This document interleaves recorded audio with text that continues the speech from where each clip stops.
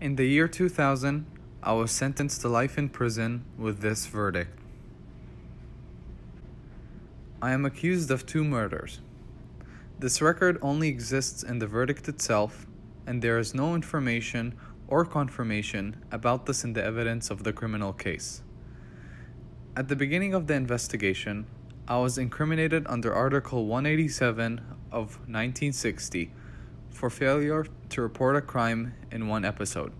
But then, I was convicted as the organizer of 2 murders. The people who committed the first murder confessed and explained how everything was carried out.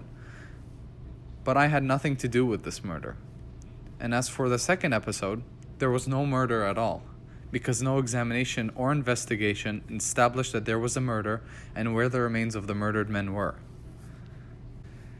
In 2015, we were able to reopen a legal proceeding due to newly identified circumstances.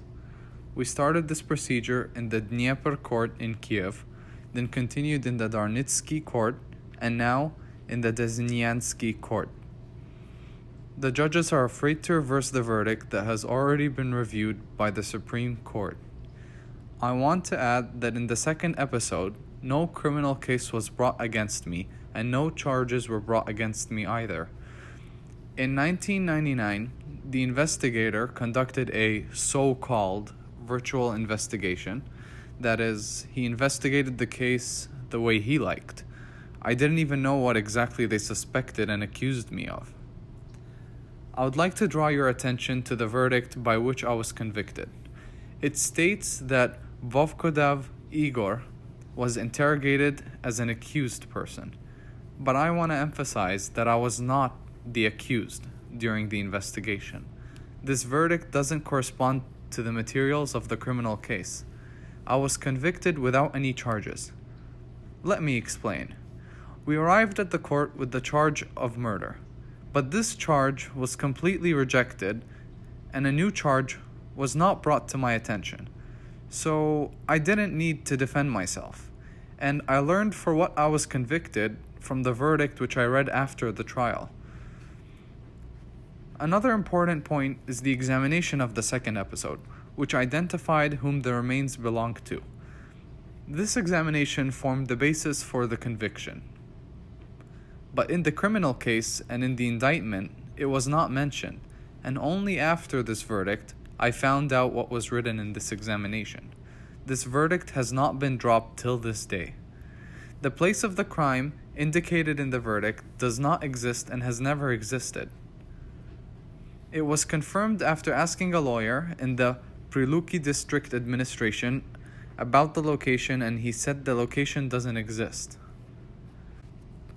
We have another verdict, which means we have 2 verdicts based on the same episode. The verdict of the year 2000 and year 2009. According to which we killed a person at the same time but in different places and in different ways.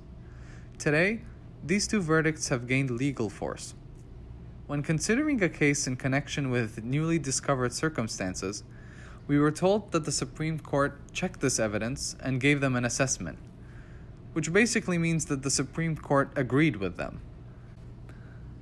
But if the Supreme Court takes into account the materials that were obtained in violation of the law on both verdicts, and if the Supreme Court admits that it's possible to kill the same person at the same time but in different places, it means that the Supreme Court reacted negligently to this or was satisfied with this position. The regional judges are afraid to cancel the verdict because they're sure that after they cancel it, the perpetrators will be punished. Such kind of situation is today.